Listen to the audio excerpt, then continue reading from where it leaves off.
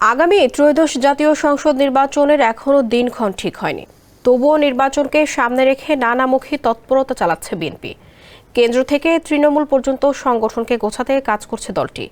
আগামী নির্বাচনে জয়লাভ করে ক্ষমতায় যাওয়ার ব্যাপারে আত্মবিশ্বাসী বিএনপির মাঠ পর্যায়ে নেতাকর্মীরা।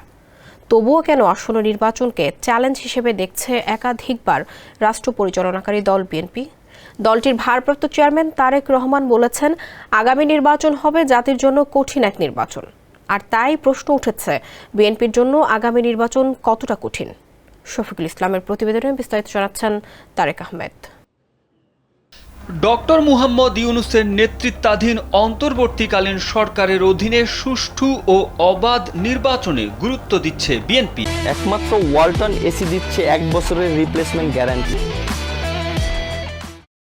সেজন্য রাজনৈতিক মিত্রদের ধরে রাখা, কূটনৈতিক সম্পর্ক উন্নয়ন ও সংগঠন শক্তিশালী করার পাশাপাশি নেতাকর্মীদের আরও জনবান্ধব হওয়ার নির্দেশ দিয়েছেন তারেক রহমান। তবুও আসন্ন সংসদ নির্বাচনকে ঘিরে বিএনপির নীতি নির্ধারকরা যে ধরনের বক্তব্য দিচ্ছেন তাতে প্রশ্ন উঠেছে, ত্রয়োদশ জাতীয় সংসদ নির্বাচন কি আসলেই কঠিন হবে? বিএনপির শীর্ষ নেতা এবং রাজনৈতিক বিশ্লেষকরা বলছেন, গত প্রায় 1.5 দশকে বাংলাদেশের নির্বাচন ব্যবস্থা একেবারেই ধ্বংস হয়ে গেছে। প্রশাসন সহ সর্বস্তরে দলীয়করণ ও আওয়ামী লীগ টানা 3 বার একতরফা নির্বাচন করায় নির্বাচন ব্যবস্থার প্রতি মানুষের অনাস্থাও তৈরি হয়েছে। তাছাড়া 1/11-র অভিজ্ঞতাও বিএনপির জন্য সুখকর নয়।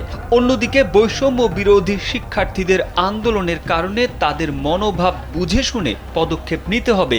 সে কারণেই আগামী নির্বাচনকে কঠিন হিসেবে দেখছে বিএনপি।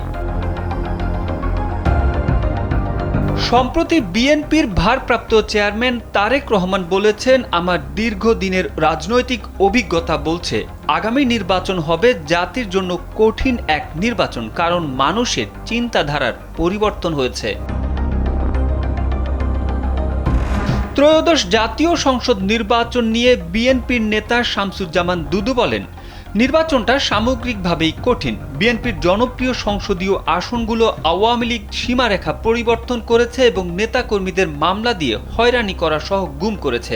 বিএনপির এই নেতা বলেন, তার মতে নির্বাচনী ব্যবস্থা সুস্থ স্বাভাবিক অবস্থায় নেই। এদিকে বিএনপি চেয়ারপারসনের উপদেষ্টা জয়নুল আবদিন ফারুক কালবেলাকে বলেন, 5 আগস্টের পরিবর্তনের পর বাংলাদেশের সমগ্র রাজনীতির যে অবস্থা তাতে অনেক দৃশ্য পাল্টে যাচ্ছে। তারেক আহমেদ, কালবেলা।